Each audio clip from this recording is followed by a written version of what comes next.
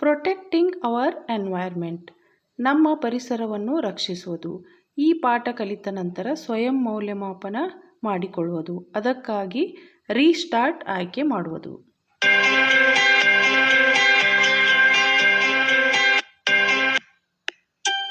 Hi, are you ready to start this assessment? Read the questions carefully before you answer. Good luck. Let's go in. 3, 2, and 1. ಈಗ ಮೌಲ್ಯಮಾಪನ ಆರಂಭಿಸುವುದು. ಉತ್ತರಿಸುವ ಮೊದಲು ಪ್ರಶ್ನೆಗಳನ್ನು ಸರಿಯಾಗಿ ಓದಬೇಕು. Addition of harmful smoke, gases and chemicals to the environment in large quantities is called.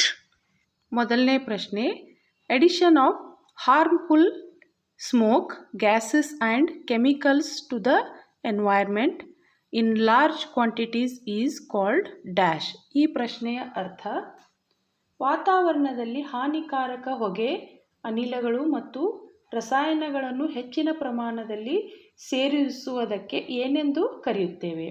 ಆಯ್ಕೆಗಳು: A air Vayu, B pollution ಮಾಲಿನ್ಯ, C wind ಗಾಳಿ, ಡಿ ಸ್ಟಾರ್ಮ್ ಚಂಡಮಾರುತ. ವಾತಾವರಣದಲ್ಲಿ ಹಾನಿಕಾರಕ ಹೊಗೆ, ಅನಿಲಗಳು ಮತ್ತು ರಸಾಯನಗಳನ್ನು ಹೆಚ್ಚಿನ ಪ್ರಮಾಣದಲ್ಲಿ ಸೇರಿಸುವುದರಿಂದ ಪೊಲ್ಯೂಷನ್ ಅಂದರೆ ಮಾಲಿನ್ಯ ಆಗುತ್ತದೆ. ಏರ್, ವಿಂಡ್, ಸ್ಟಾರ್ಮ್ ಈ ಉತ್ತರಗಳು ತಪ್ಪಾಗಿದ್ದು, ಪೊಲ್ಯೂಷನ್ ಅಂದರೆ ಮಾಲಿನ್ಯ ಆಯ್ಕೆ ಮಾಡಿ ಉತ್ತರ ಸಲ್ಲಿಸುವುದು.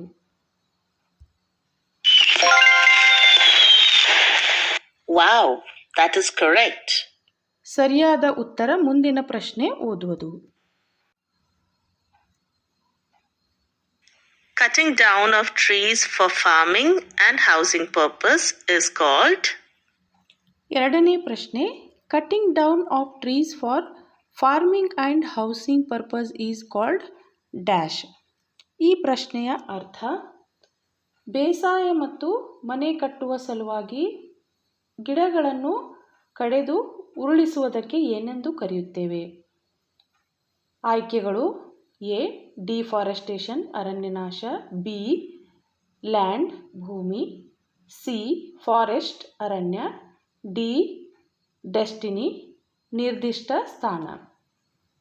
ಬೇಸಾಯ ಮತ್ತು ಮನೆ ಕಟ್ಟುವ ಸಲುವಾಗಿ ಗಿಡಗಳನ್ನು ಕಡಿದು ಉರುಳಿಸುವುದಕ್ಕೆ ಡಿಫಾರೆಸ್ಟೇಷನ್ ಅಂದರೆ ಅರಣ್ಯನಾಶ ಎನ್ನುತ್ತೇವೆ. ಲ್ಯಾಂಡ್, ಫಾರೆಸ್ಟ್, ಡೆಸ್ಟಿನಿ ಈ ಆಯ್ಕೆಗಳು ತಪ್ಪಾಗಿವೆ. ಡಿಫಾರೆಸ್ಟೇಷನ್ ಅರಣ್ಯನಾಶ ಆಯ್ಕೆ ಮಾಡಿ ಉತ್ತರ ಸಲ್ಲಿಸುವುದು. Well done. Correct answer. ಸರಿಯಾದ ಉತ್ತರ ಮುಂದಿನ ಪ್ರಶ್ನೆ ಓದುವುದು. Releasing chemicals, waste, plastics into water is called. ಮೂರನೇ ಪ್ರಶ್ನೆ, releasing chemicals, waste, plastics into water is called dash. ಈ ಪ್ರಶ್ನೆಯ ಅರ್ಥ, ರಸಾಯನ ತ್ಯಾಜ್ಯ ಪ್ಲಾಸ್ಟಿಕ್ಗಳನ್ನು ನೀರಿನಲ್ಲಿ ಬಿಡುವುದಕ್ಕೆ ಏನೆಂದು ಕರೆಯುತ್ತಾರೆ? ಆಯ್ಕೆಗಳು: ಎ ಸೌಂಡ್ ಪೊಲ್ಯೂಷನ್ ಶಬ್ದ ಮಾಲಿನ್ಯ, ಬಿ ಲ್ಯಾಂಡ್ ಪೊಲ್ಯೂಷನ್ ಭೂಮಿ ಮಾಲಿನ್ಯ, ಸಿ ವಾಟರ್ ಪೊಲ್ಯೂಷನ್ ನೀರಿನ ಮಾಲಿನ್ಯ, ಡಿ ಏರ್ ಪೊಲ್ಯೂಷನ್ ವಾಯು ಮಾಲಿನ್ಯ. ರಸಾಯನ ತ್ಯಾಜ್ಯ ಪ್ಲಾಸ್ಟಿಕ್ಗಳನ್ನು ನೀರಿನಲ್ಲಿ ಬಿಡುವುದಕ್ಕೆ ವಾಟರ್ ಪೊಲ್ಯೂಷನ್ ನೀರಿನ ಮಾಲಿನ್ಯ ಎಂದು ಕರೆಯುತ್ತೇವೆ. Sound pollution, land pollution, air pollution ಆಯ್ಕೆಗಳು ತಪ್ಪಾಗಿದ್ದು, ವಾಟರ್ ಪೊಲ್ಯೂಷನ್ ಆಯ್ಕೆ ಮಾಡಿ ಉತ್ತರ ಸಲ್ಲಿಸುವುದು.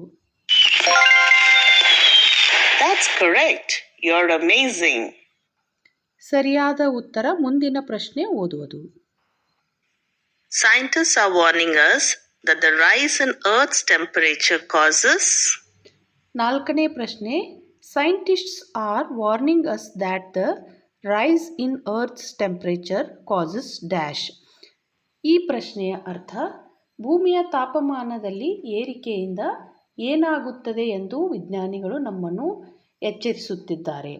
ಆಯ್ಕೆಗಳು: ಎ ಡಿಸ್ಟ್ರಾಯ್ ನಾಶಪಡಿಸು, ಬಿ ಲ್ಯಾಂಡ್ ಸ್ಲೈಡಿಂಗ್ ಭೂಕುಸಿತ, ಸಿ ವಾರ್ಮ್ ಬಿಸಿ, ಡಿ ಗ್ಲೋಬಲ್ ವಾರ್ಮಿಂಗ್.